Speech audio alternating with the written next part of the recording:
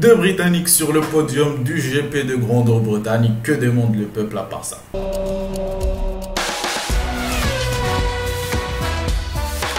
واش السلام عليكم، مرحبا بكم في فيديو كتناس تكونوا كاملين بخير وعلى خير. مرحبا بكم في نهار جديد، مرحبا بكم في فيديو جديد. الا كنتو كتفرجوا الصباح كتمنى نهاركم يدوز مزيان، ولا كنتو كتفرجوا في العشيه كتمنى صباحكم يكون داز مزيان وغداو اليوم الجاي يكونوا حسن ان شاء الله. Le Fast 5 du GP de Silverstone, c'est parti. Le premier Fast, on va parler des McLaren avec les upgrades li jabou sur Silverstone. Oscar Piastri jab les mêmes upgrades li kanu عند Lando Norris au GP d'Austria, où Lando Norris a un nouvel élan. P3 et P2 en qualif, P2 et P4 en course. Un podium pour Norris dans son pays. On peut même dire que McLaren, après le début de la saison catastrophique, est aujourd'hui sur la bonne route. Sur le Fast 2, on va parler des Mercedes. Mercedes qui, on a cru, étaient de retour, et ben dans les deux dernières courses, ils se sont dégradés. Les pilotes n'arrivent pas à extraire le maximum de leur voiture. On cherche toujours de nouvelles solutions, même si on est pour le moment assez limité. Il faudra du coup attendre les upgrades qui arriveront après la trêve estivale. Lewis Hamilton est allé jusqu'à demander à la FIA de choisir un moment où toutes les équipes pourront commencer à travailler sur les voitures de l'année prochaine, parce qu'il sait bien évidemment que les Red Bull, qui sont très loin de toutes les équipes qui n'ont pas besoin d'upgrade, sont en train de travailler sur les voitures de la saison prochaine. Le point positif dans cela, c'est que Lewis Hamilton, il reste l'un des trois pilotes avec Alonso et Verstappen qui ont marqué des points sur toutes les courses de la saison. Donc c'est prometteur bien évidemment, mais on aimerait voir beaucoup de podiums, on aimerait voir beaucoup de wins. Et du coup, on attend des upgrades. On est toujours avec Mercedes. Let's keep pushing. Not the result we wanted, but still got good points. Sur le Fast numéro 3, après tout ce temps, on attendait une 11e équipe.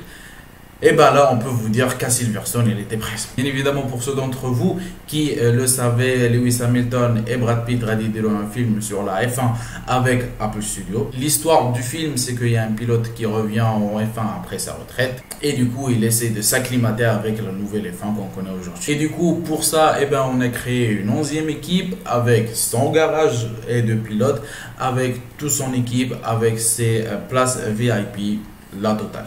Les voitures, bien évidemment, les monoplaces, bien évidemment, n'étaient pas de la vraie Formule 1, mais plutôt deux des monoplaces de Carlin, la F2 Junior Team de Mercedes, qui a été customisée en tant que F1 pour pouvoir rendre le truc beaucoup plus crédible. Bien évidemment, pour des raisons de sécurité, cette équipe ne roulera pas en même temps que les vrais F1, mais sur la grille de départ, elle était présente pour l'image. Et du coup, eh ben, on aura une 11e team jusqu'à la fin de la saison.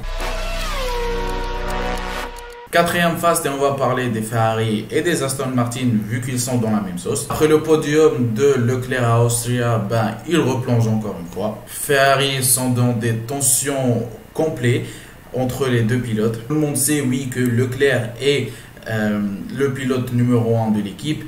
Tout le monde l'accepte à part Carlos Sainz, parce qu'il se dit qu'ils sont égaux. Et du coup, à mon avis, oui, ils le sont. Et il faudra bien évidemment soit partager les deux et dire toi t'es le pilote numéro 1 et toi t'es le pilote numéro 2, ou leur dire que vous êtes équivalents et le montrer aussi. Aston Martin, faisons tout simplement dégringoler. L'Aston Martin qui se battait pour des wins au début de saison n'est plus là. J'allais même dire que Albon va prendre la place des deux Aston et des deux Ferrari, et que McLaren va devenir la troisième top team plutôt de ce peloton. Reste à voir après la trêve estivale, mais malheureusement il va falloir se ressaisir pour les Aston et Ferrari.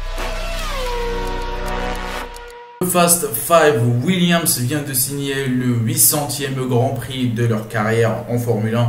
Et ils ne l'ont pas fait de toutes les manières, mais ils ont fait avec une manière très spectaculaire. P2 pour Albon et P8 pour Sargent en FP3. P8 pour Albon et P14 pour Sargent en qualif. Et du coup, à la fin de la course, c'était P8 pour Albon et P11 pour Sargent. Du coup, il pointe à la 7e place du championnat constructeur avec 11 points. C'est du coup prometteur, même s'il travaille avec des moyens qui date de 20 ans de cela. Mais Inch'Allah, j'espère que cette équipe retrouvera du coup le bon chemin. James Valve, le team principal de Williams, a eu l'accord de la FIA pour dépenser beaucoup plus que le cap de 140 millions pour renouveler l'équipe, vu qu'elle date d'il y a 20 ans. Donc est-ce qu'on dirait qu'elle est aussi dans la bonne route avec McLaren? Je dirais bien que oui, avec deux très talentueux pilotes.